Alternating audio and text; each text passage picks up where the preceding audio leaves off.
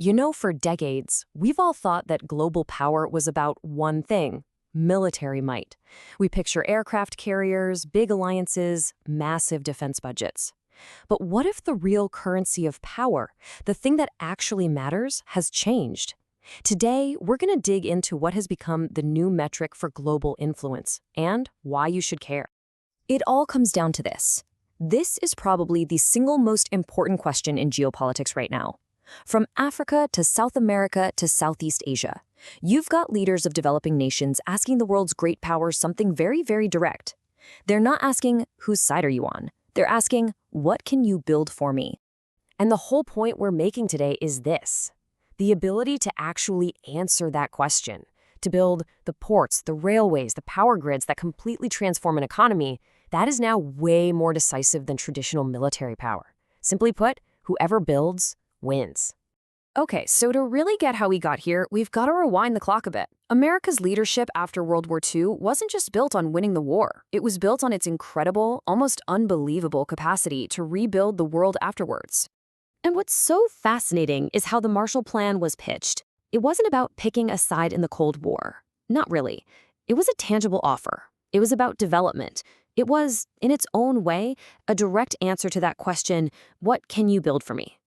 So, you gotta understand, the American offer back then wasn't just one thing, it was the whole shebang. You had the economic system with Bretton Woods, you had the security blanket with NATO, and this is the crucial part, you had the industrial muscle to back it all up.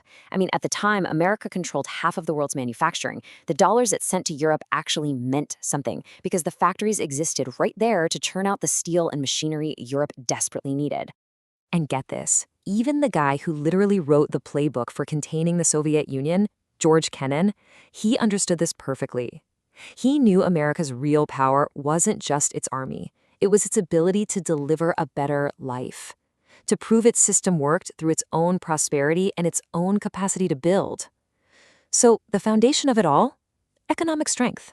Fast forward to today, though, and wow, that whole post-war reality has been completely flipped on its head.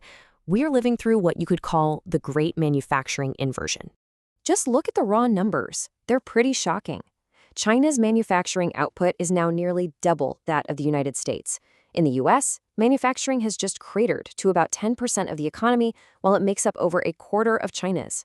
This isn't just a small shift, folks. This is a fundamental reordering of how the world works. And this table, man, this really shows you just how deep the gap is.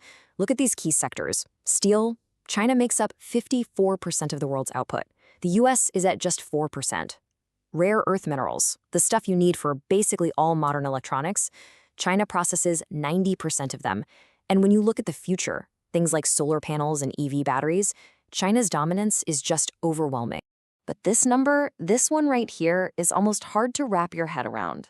China's shipbuilding capacity is 232 times greater than that of the United States.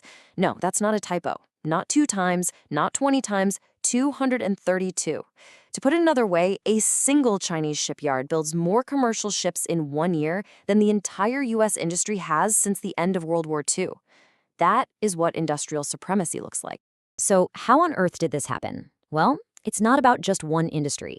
It's about controlling what's known as the electric tech stack. Think of it like a complete system, from digging the minerals out of the ground all the way up to writing the software that runs everything. By controlling all 5 of these layers, China can roll out entire infrastructure systems, like a brand new high-speed rail network that basically no one else can compete with. Okay, so we've seen the numbers, but what does this actually look like in the real world? This is where that industrial muscle gets converted directly into geopolitical influence. Let's start right here in the US, in California. The high-speed rail project there has become, frankly, a symbol of America's declining ability to build big things. It was approved way back in 2008. After 17 years and billions of dollars, it's still stuck in neutral. Now hold that thought and contrast it with China's Belt and Road Initiative, the Mombasa-Nairobi Railway, which cut a 3-day journey down to just 8 hours.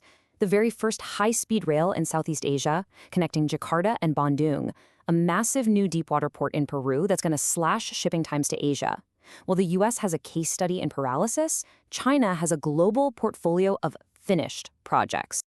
And this is what happens next. In 2023, Brazil's President Lula stood right next to Xi Jinping in Beijing and asked this question out loud. His country had just agreed to trade with China using their own currencies, completely bypassing the dollar. And why not?